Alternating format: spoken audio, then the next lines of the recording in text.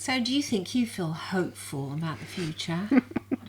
Well, I'm always hopeful. Yeah, I know, but there are times you think when you lose a bit of hope.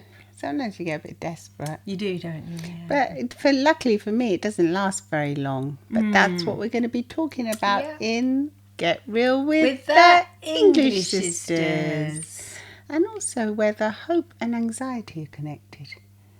I'd like to say the lack of hope. The lack of hope. Hopelessness. Hopelessness. The sensation of feeling hope. Hopeless. Hopeless. Yeah. So do come and see us on Instagram as well. Come and say hi, because as you may know by now, we love to hear from you. Yes, we certainly do. We say every time, but the truth is we want to get to know you. And if we really want to get to know our audience, the people that are actually listening to us, because, we feel we can really connect that way. And you can also give us ideas about what you would like us to talk about in the next coming podcasts. And if you have any topics that you feel could be, useful to you or to any of the, your friends, your family, get in touch, because we really appreciate that. And our mission really is to help as many people as we can. And I think we do like to alleviate a little bit. Not a little bit. I would love to know if even one person, after listening, like when they say, hey, that made me think. I know they do say, hey.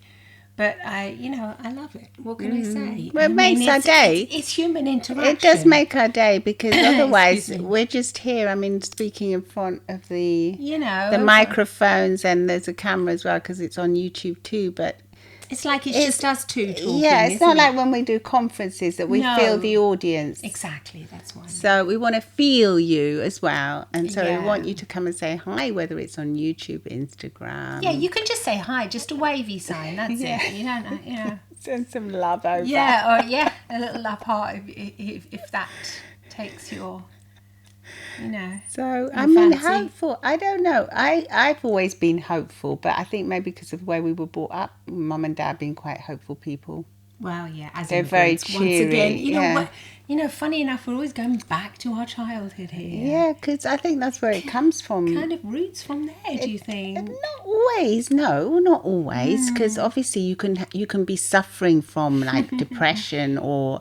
just feeling particularly down at a minute where you think, you've lost all hope. Yeah, no. But that's when you do need to go and see your GP or your doctor or whatever. Yeah. Or go and see a therapist. But what I'm talking about is general, not pathological, kind of general feeling like the vibe. Like there's no not much hope. There's no hope doing this. What's the point of? I don't know, having a family if the world's going to end, that kind of, that sounds really dramatic, but you know what I mean? People do talk about things like that. They say the planet's, there's not enough resources, exactly. What we're doing, what's the point? I mean, the natality, the birth rate's really gone down, so it shows that people aren't that hopeful about the future. But that could also be because people are more like individually set-minded, so they want more for themselves, and they're willing to sacrifice less. So they might just have one child because they know if they have two children, that might mean that they can't go on holiday or they can't afford. So it's also, that's all connected, isn't it? I don't know if that's connected to hope, but that's connected to a different mindset that may not have been a couple of years ago, or even 10, 12 years ago. It might have been a bit more different, You mean people are in their own heads more?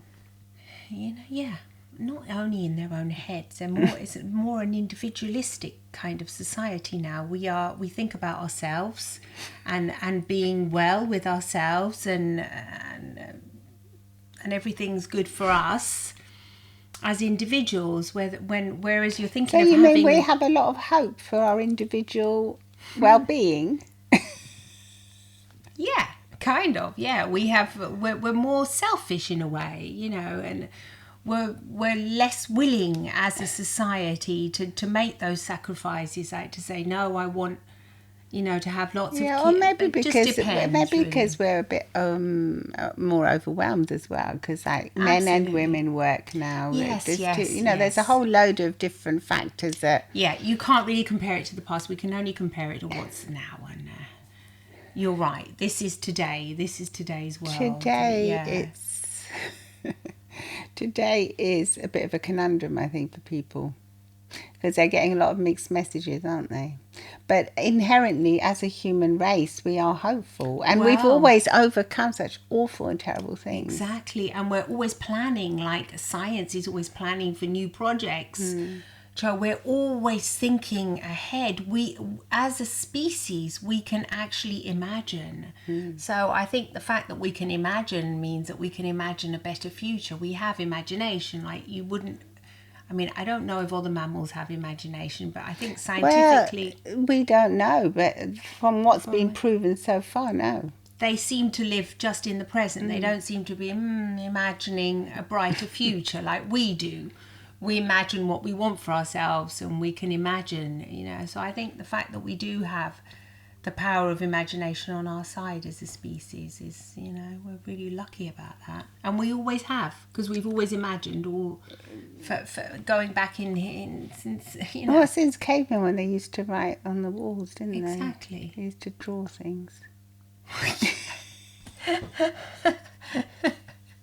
Yeah, we're like cave women. They used to draw things, yeah. It's like our drawings. I do that, the stick men. Just the way we're starting to talk now. Yeah. No. We're going back in time. We're going back in time, but yeah, definitely. And I do Well, think the Egyptians built those pyramids, didn't they? They even imagined an afterlife for their... There you go. For their... for their loved deceased ones. Yeah, they imagined an afterlife and they would... put all the treasures in, wouldn't they, for the afterlife. I mean, exactly. Religion means you have to have a beliefs, imagination, imagining hope. What will happen, hope for a better life. Maybe even after that's why death. There isn't as much hope, because there's not as much, people aren't as religious anymore. Maybe, yeah. Religion was a massive part of... Not everyone, obviously. There's so many people. There's so many different religions, but it's also, it could be a contributing factor. It could be, yeah. Because before you always felt Especially as if you're part of the Italy, community, a lot of people didn't you? were, like in the past, they were a lot more religious than they are today. Unfortunately, with the Catholic Church, there's been a lot of scandals, etc. So, There's a lot of disillusion, isn't there? Yeah, lack of hope there. Yeah. But there's a hope for the future that it'll get better. People that have this religious belief, there's hope that it'll get better. It'll get better. That you'll be governed in a... I was just thinking, I went to the hairdresser and I was hoping my hair would come out okay. Well, you don't have to hope, because we go to that hairdresser for over 10 years. You never know who you're going to get, though. Well, sometimes they give you a little burn with a hairdryer, don't they? I was hoping I wouldn't get burnt, because I don't know, they can't figure out the scalp's so near the head sometimes. You just get that little burn. It's difficult for them, isn't it? They're on their feet all day, aren't they? I know, terrible. Yeah. It's a hard job. Yeah. If I think about how much a hand, if you're a hairdresser, great respect to you out there, because the job is tiring and pleasing the clientele. Oh, they always do a lovely job. Always, yeah, but especially our hairdressers. I'm scared of it. From when I was little, I think. Most kids are scared of the hairdresser. I mean, if you think about it, they've got big tools near your face. It's threatening. They have, in our days, they used to have these big scissors that would come right close to you. But even now, you get things in your eyes. You get they have things that are all hovering around you. It's normal for you to say, "Hey, there's a part of you. There's a part of you that has to. I think you have to overcome it. No, you have to let go of control, because you're not. You're all tied up with things around your face and all the gowns and everything, and you have to just say, okay, I'm in your hands now. Exactly. It's a good lesson, actually, isn't it, to let go of control? I don't like it. Because we want to be the hairdressers cutting people's hair. No, I do not. God, I'd be terrible at that. I'm quite good at it. You're very good at it. But I would, God, no. No, do you remember when I used to cut the kids' hair? God, they would have twisted fringes, my little boys. Oh, God, no, it was terrible at it. Once I cut my little boy's hair. Yeah, it looked terrible. It looked terrible. It looked like a little skinhead. Yeah, he looked awful. So let's not. You don't know what that is, very short hair, short back and sides. No, practically no hair left. It was a bit of a disaster. We made the best of it. We did. He still remembers. It's been a bit traumatic. No, anyway, that was a bit of a pattern interrupt. In hypnosis, we use pattern interrupts to sort of. It's like changing the conversation so that you can kind of reset. And I kind of did that a bit on purpose because I think with hope, we have to. We have to think that it's not just the big things that you can have hope for, it's little things as well. Like, totally hoping agree, today will go well. And yes, then usually if you hope today will go well, even if you've got something a bit nasty to do, you've got to go to the hospital or something and have some unpleasant thing done to you because you need to. You'll find at the end of the day that, yay, I've done that and I'm cool and it's been done and I'm so grateful that they were able to do it and all of this. And I think... it's just getting through the little everyday things that is where hope, you kind of have a little bank where you put hope into it every day. Yeah. Don't you? Yeah. Yeah, you're making me tearful now. Why? Yeah. Yeah, you're right. Yeah, absolutely. No, because it's not because people think, the hope for a brighter future. Yeah, and it's got to be amazing. But you can just be hopeful that for today. I mean, like what our mum used to say. Do you remember she said whenever we would go to bed at night, hope, what good things have happened to you today? Did you have a good day? All of this, and then hope for a brighter tomorrow kind of thing. But that's because she was also religious. She would say, "Dai gracias a Dios," say thanks to God for the things you received today, which is a really sweet little thing. Even if you're not religious, you just be thankful for what I've received. Thanks for everything I received. Yeah, no, because we're not actually religious now, but spiritual, definitely. But I like what you've just said. You're right. Yeah, it's not just it's not the big thing. It's the little things that make the big picture. It really is. And when people get to the end, when they get to that big picture, they often look back and they think, but it was the journey that was fun. I mean, that's what everyone says, isn't it? But it's true. It's the journey that's so fun. True, yeah. And at the end of hope, it, like you building something new, a business. You start off, you just bought a house and it looks terrible. And then you hope it's going to look better. And then you paint the walls. And then, that's it, isn't it? It's all hoping and imagining. And even the small things like the hairdresser or, anything really. Anything. Yeah, as long as you don't get too fussy. Like when we always want a hot coffee. The only thing is I think why people are scared to be hopeful is because they're scared. The fear of being let down. If they hope too much and then it doesn't happen and then they have an awful day, an awful experience at the hospital, an awful experience at the hairdresser, then what do they don't want to feel let down. So they'd rather not have the hope. They'd rather have zero hope. So bland. Either bland or worse. Like, it's going to be terrible. Yeah, like the pessimistic kind of, in order to protect themselves. But I think that... It's a protective mechanism. Definitely protective, but I think in a way... But doesn't that it makes them feel anxious, though. Yeah. Here we are discussing anxiety. So how to alleviate anxiety is to be hopeful, like you would use, a pinch of salt, not to be over... unrealistic about something. Because if you are going to a visit for the hospital, there may be some unpleasant things happening, or at the hairdresser you have to sit down, or whatever you have to do. I don't know, and you have things that are unpleasant, or you perceive to be unpleasant. As long as you don't get too, bogged down. No, like... You have to be a little bit realistic in your hopefulness as well. Otherwise, it's just... What are you? You're completely unrealistic. It's good to be hopeful, but to be hopeful, say, like 80-20 or something, like in a ratio, understanding the circumstance and adjusting it. But that way, the hope will give you that Gives you useful courage. mindset, courage, and makes you feel empowered and less anxious. And at the same time, you are realistically going forwards in the future. Like if you have an interview or something, you say, I hope it goes well. You know, and then you imagine it going well, and then you probably will be, you know, you'll be better off. You'll be 2 steps ahead than if you think, oh, this is going to be awful. It's going to go really bad. Well, if you're ready, I mean, one would hope it goes well.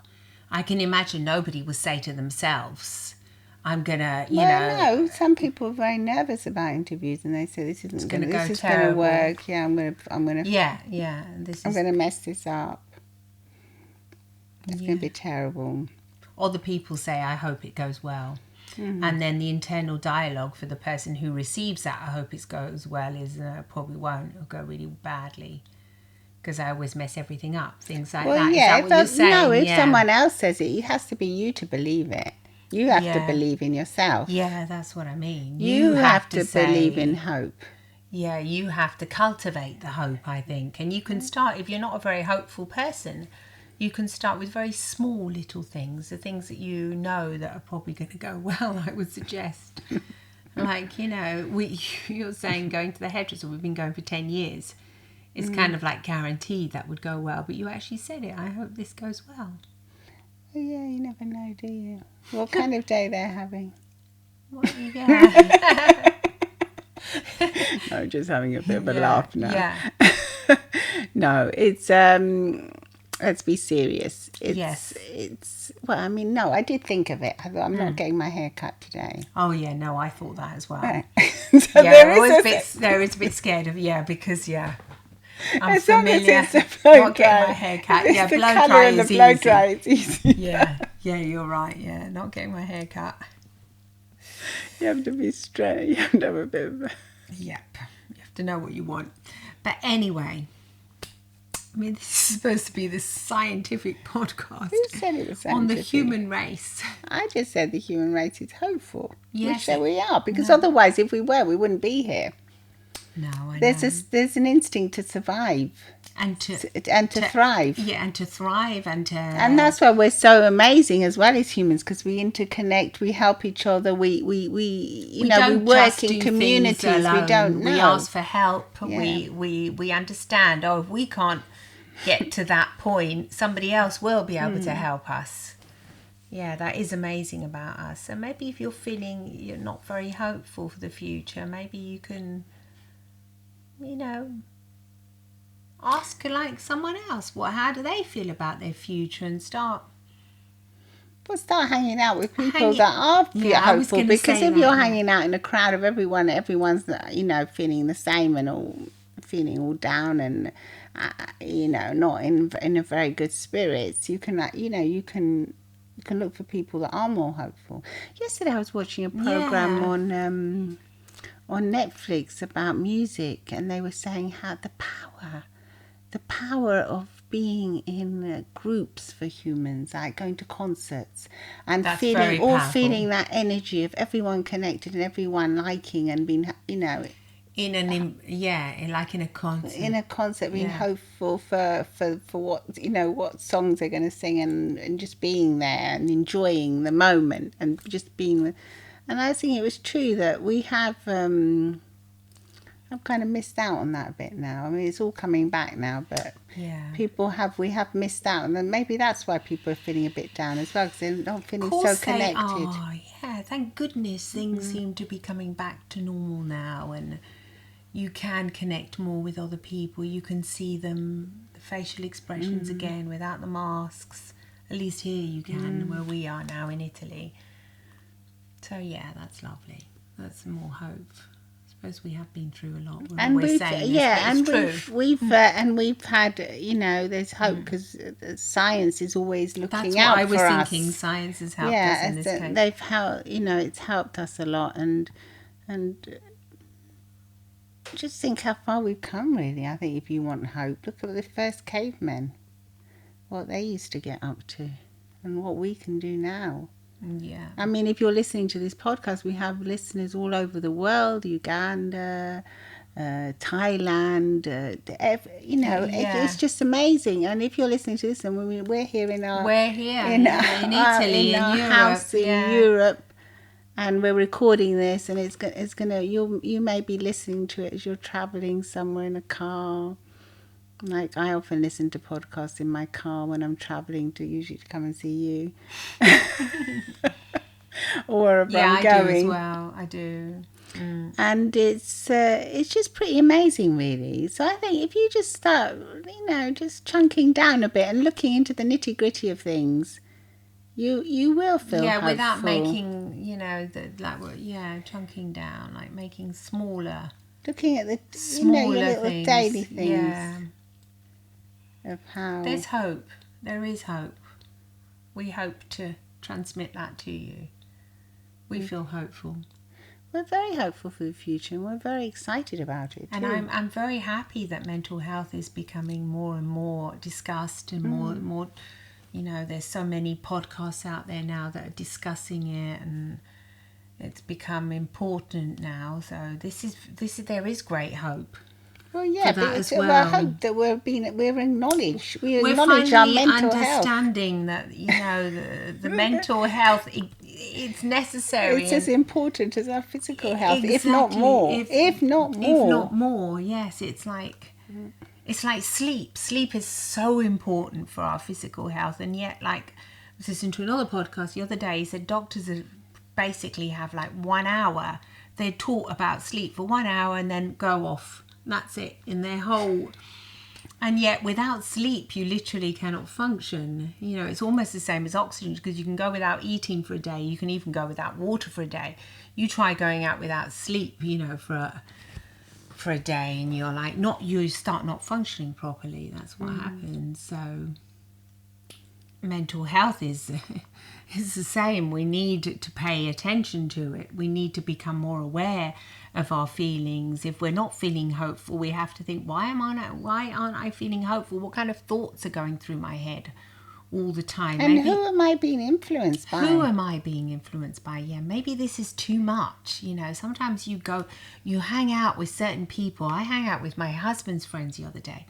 It was just so doom and gloom. Oh, there's no future for the new generation, and this, and they'll never be able to do this, and oh my God, it was one series of gloom. I mean, I had to sort of like stand up. I didn't really stand up because we were sitting down, but I felt like standing up and saying, hey, let's not be so. It's sunny today. There is hope. I mean, we've got to give the younger generation hope as well, because if we have to cultivate it. Yes, we have to cultivate it ourselves in order to be able to give it. So definitely, yeah. Also the kind of people you hang around with, yeah. The kind of people you hang around with, and also what you're listening to and what you're watching. What your feed is on all of various social medias. Because, I mean, what I see is very hopeful, because obviously we follow people that are hopeful and like-minded. We see a beautiful We see feed. that, and we're going to be, we're on the planet, and the same planet, so... It's just so a the thing is that experience. when we learn in some of our studies about how everyone's map of the world is different, it really hit me, because I thought, no, the world is just the world, but it's not. It's so subjective. It's all how you live your own experience. So, the map is not the territory. It's not, can have the same experience with a different thing. With a different sensation, different emotions. So you can be in the same place. Exactly. You can go to the hairdresser and feel really cuddled by them. All right. And coddled. Yeah, and absolutely. Really fortunate. Of course you can. I mean, we normally do. Let's not go on about that. Do. Yeah. That's what I'm saying. Yeah. There's different experiences to be experienced in every single thing you do. Yes. And even if it's the same identical experience for each person, one of us will experience it differently, depending on the mental state of mind as well. Exactly. Unless it's obvious it's a horrific thing and it's horrific for everybody. But normally every experience is different because we delete information.